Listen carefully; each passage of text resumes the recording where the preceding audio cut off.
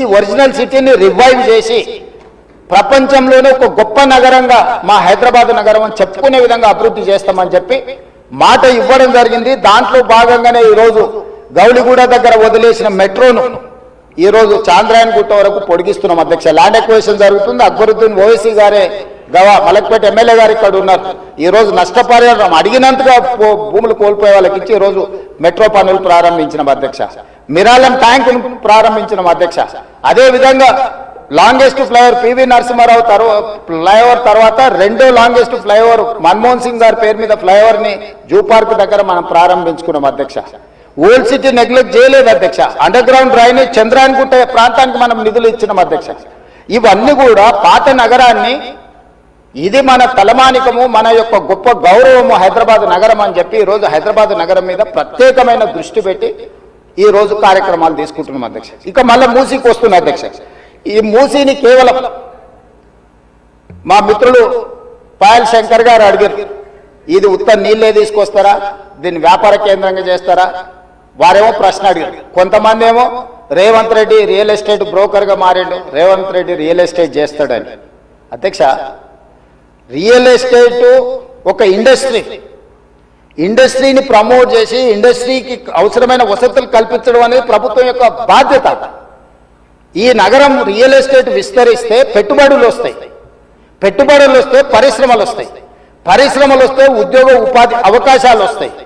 ఈ రోజు ఎకానమీని మనం పెంచుకోవాలంటే, ఆర్థిక వ్యవస్థ బలోపేతం కావాలంటే, ఆ రోజు కూడా ఇట్లనే మాట్లాడిన డాక్టర్ వైఎస్ రాజశేఖర రెడ్డి గారు, అంతకంటే ముందు నేదురుమల్లి జనార్దన్ రెడ్డి గారు హైటెక్ సిటీకి మొట్టమొదటిసారి ఫౌండేషన్ స్టోన్ వేసినప్పుడు పి జనార్దన్ రెడ్డి గారు పట్టుబట్టి మొట్టమొదట ఫౌండేషన్ స్టోన్ హైటెక్ సిటీకి పడ్డది. పి జనార్దన్ రెడ్డి గారు ఎమ్మెల్యేగా ఉన్నప్పుడు, నేదురుమల్లి జనార్దన్ రెడ్డి ముఖ్యమంత్రి ఉన్నప్పుడు పివి నరసింహారావు గారు వచ్చి మొదట హైటెక్ సిటీకి శిలాఫలకం వేసింది వాళ్ళు. తర్వాత ఆగిపోయింది.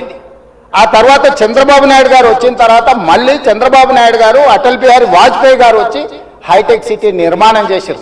ఆ రోజు కూడా ఇదే ఆరోపణలు చేశారు అధ్యక్ష. ప్రభుత్వం రియల్ ఎస్టేట్ వ్యాపారం చేస్తుందా, ప్రభుత్వానికి ఏం పని ఉంది అని. కానీ ఇలా విస్తరించిన నగరం ఎక్కడొచ్చింది అధ్యక్ష? సైబరాబాద్ అని గొప్పగా ఎందుకు చెప్పుకుంటున్నాం? ఐటీ కంపెనీలు, ఫార్మా కంపెనీలు, global capability centres, data centres, ఇవన్నీ ఎక్కడి నుంచి వచ్చినాయి అధ్యక్ష? ఈరోజు ఫైనాన్షియల్ డిస్ట్రిక్ట్ నాలెడ్జ్ పార్క్లో ఎన్ని లక్షల మందికి ఉద్యోగాలు వచ్చినాయి అధ్యక్ష? ఈరోజు విస్తరించే నగరం అర్బనైజేషన్ అవుతుంది అధ్యక్ష. పట్టణ ప్రాంతాలు పెరుగుతున్నాయి, పట్టణీకరణ జరుగుతుంది. ఈరోజు 55% జనాభా పట్టణాలలో నివసిస్తున్నారు అధ్యక్ష.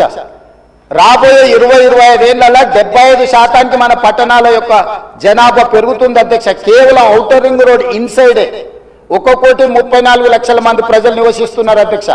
3,78,00,000 తెలంగాణ జనాభా ఉంటే ఔటర్ రింగ్ రోడ్ ఇన్సైడ్ మాత్రమే 1,34,00,000 మంది నివసిస్తున్నారు అధ్యక్ష. అంటే ఇక్కడ మోర్ దాన్ 1/3. టోక్యో ఒక సిటీలో తెలంగాణ జనాభా కంటే ఎక్కువ ఉన్నారు అధ్యక్ష. 4 కోట్ల మంది ఒక పట్టణంలో నివసిస్తున్నారు అధ్యక్ష. ఈరోజు ప్రపంచం అంతా పట్టణాల వైపు వేగంగా విస్తరణ జరుగుతుంది. దానికి తగ్గట్టుగా మనం నగరాలను అభివృద్ధి చేసుకోవాలి. అందులో భాగంగానే ఈరోజు వికసిత్ భారత్ ప్రణాళిక ఏంది? ఈరోజు అందుకోసమే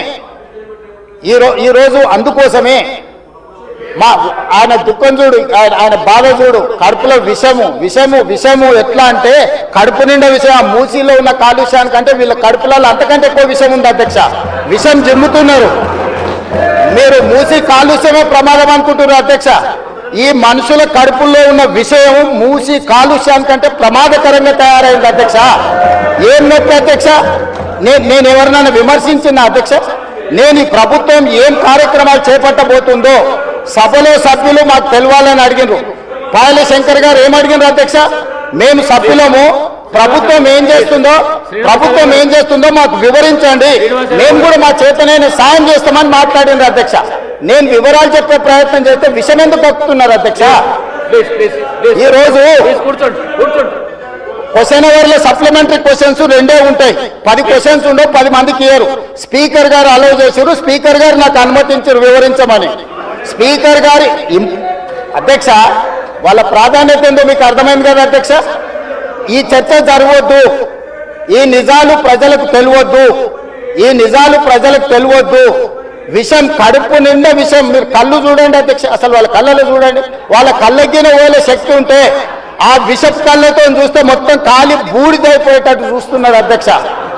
కప్పిపుచ్చుకోవడానికి అద్దాలు పెట్టుకుంటున్నారు అధ్యక్ష, అది కప్పిపుచ్చుకోవడానికి అద్దాలు పెట్టుకుంటున్నారు అధ్యక్ష. అద్దాలు పెట్టుకున్నా మీ విషపు చూపులు ప్రజలకు అర్థమవుతాయి. అందుకోసమని నా మాట ఒక్కటే అధ్యక్ష, ఈరోజు తెలంగాణకు ఈరోజు నగర అభివృద్ధి చేయడం మా బాధ్యత. ఈరోజు ఇన్ని మాటలు మాట్లాడుతున్నారు కదా అధ్యక్ష, ఆనాడు కాంగ్రెస్ లో గెలిచిన ఎమ్మెల్యేని తీసుకొని మూసీ రివర్ డెవలప్మెంట్ కార్పొరేషన్ కు చైర్మన్ చేసింది ఎవరు అధ్యక్ష? ఎవరు? ఈ రోజు వివరాలు చెప్తుంటే ఆ నొప్పెందుకు అధ్యక్ష? ఆ నొప్పెందుకు? మీరు అనుమతి ఇచ్చిన తర్వాత వాళ్ళెవరు అధ్యక్ష ప్రశ్నించనికే?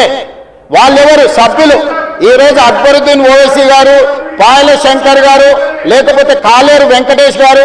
ఆ కాలేరు వెంకటేష్ గారినైనా చూసి నేర్చుకోండి. కనీసం